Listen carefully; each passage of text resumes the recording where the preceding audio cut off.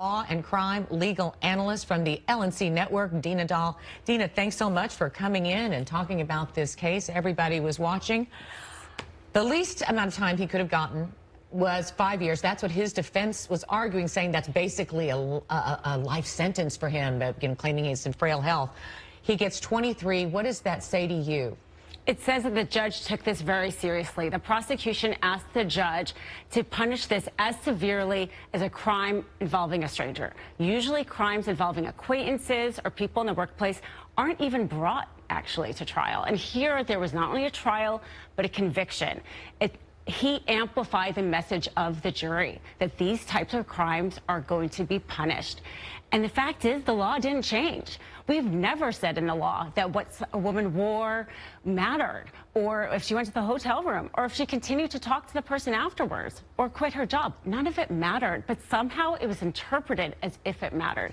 So today, the law is being interpreted the way it's written. Yeah, I've actually heard legal scholars saying there needs to be a new word rather than just rape that allows for, spousal rape. That is actually a real thing, and that the words we have and the charges we have don't quite fit all the scenarios and situations like this. Two of the women were allowed to give a personal statement, two of the victims, after he was found guilty, but before sentencing.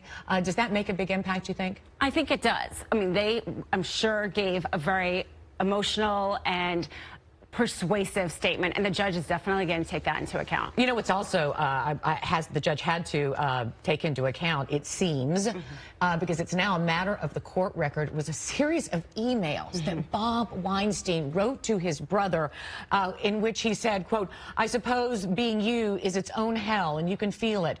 No chance OJ didn't kill Nicole, and you had consensual sex with all those poor victimized women." This goes on and on and on. What do you make of that? Those were very damaging. That and the fact that the prosecution showed that over the last 40 years, he has done this multiple times, again and again and again. And the judge was able to consider that as relevant evidence. There was nobody really who was able to stand up for his character. One of the jurors said that mattered, and I think it mattered to the judge also. There were 7 men and 5 women.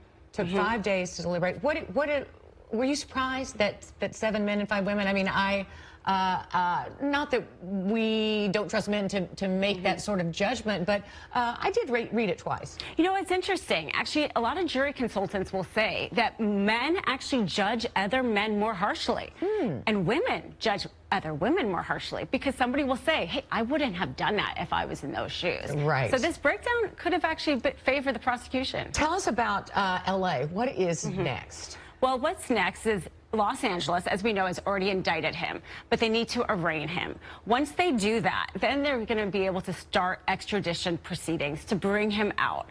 That's going to involve, I mean, there's laws in place, but it will also involve an agreement between California, New York. He might also fight that. There will probably ultimately be a hearing deciding when that's going to happen. And will he appeal this New York sentencing at the same time?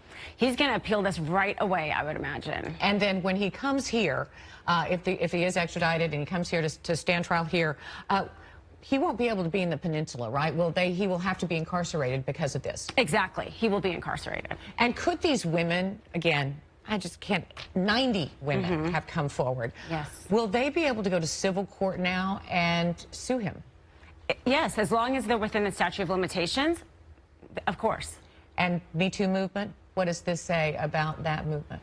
You know, this was a quintessential Me Too case, and he was prosecuted not only because of the 2 victims, but there were 4 other women who essentially said, Me Too. And together, this group was powerful, and they helped convict him. Dina Dahl, thank you so much for coming in. You're welcome. Glad to be here. Your morning on Spectrum News 1 will continue right after this. Stay with us.